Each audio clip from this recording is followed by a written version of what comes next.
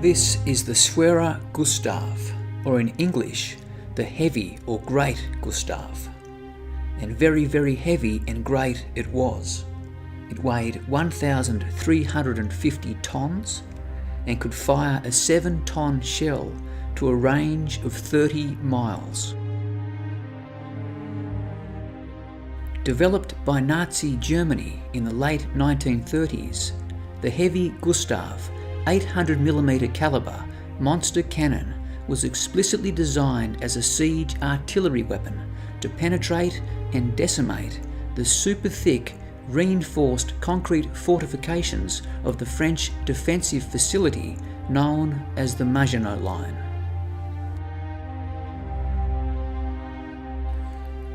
Built by the leading German arms manufacturer Krupp AG, and in fact named after the company's CEO Gustav Krupp, the heavy Gustav railway gun stretched 155 feet in length, including its 106-foot-long barrel. It required a team of thousands to dig embankments and lay railway tracks, and around 3 days and 250 people were needed to assemble the gigantic weapon.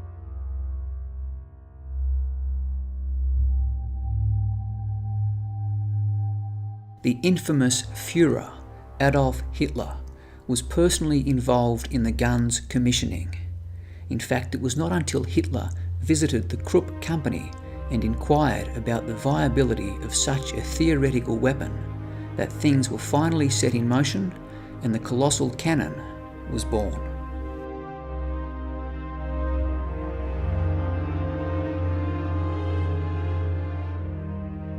Quite ironically though, the heavy Gustav gun itself was never actually used in the fighting between the French and Germans, as the Nazis essentially invaded France via Belgium and therefore almost entirely circumvented the immensely expensive line of heavy French fortifications.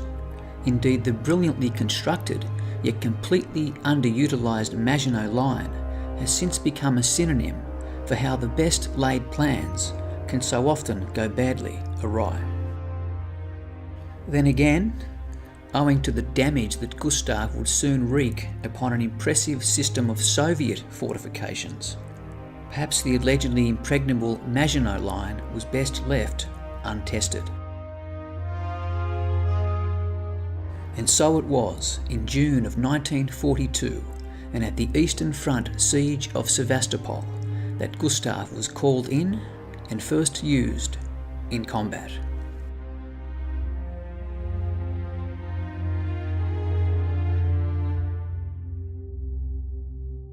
In spite of a massive conventional German aerial and artillery bombardment, the tenacious Soviets, safely hidden in their massive underground bunkers, had so far managed to hold the strategically critical port city of Sevastopol.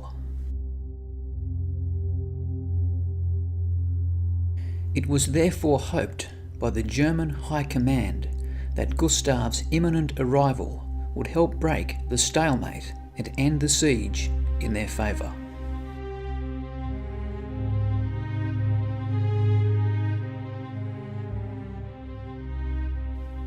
Transported to the Crimea on a heavily customised 1.5 kilometre long 25-car train, Gustav was painstakingly positioned, assembled and secured by some 3,800 personnel. And when the world's largest ever gun was finally unleashed, it proved to be utterly devastating.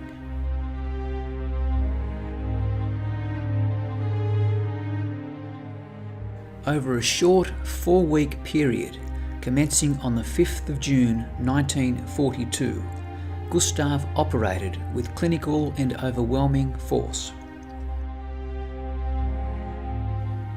With a single 7-ton concrete-piercing shell reportedly penetrating more than 100 feet of earth before obliterating a crucial Soviet underground ammunitions store. By early July, Gustav had brought the siege to a decisive conclusion, with the Soviets surrendering and with the city of Sevastopol left lying in ruins.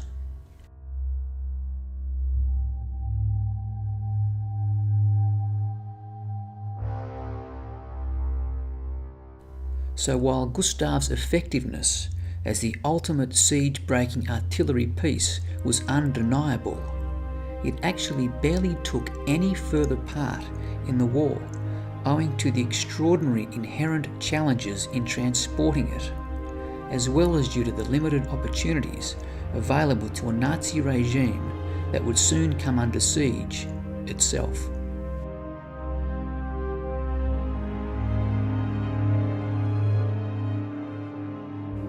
Uncertainty and conjecture surround Gustav's fate, but it seems this phenomenal weapon, the likes of which the world had never before seen, was probably destroyed by the retreating German army so as to avoid it falling into the hands of the advancing Soviet Union.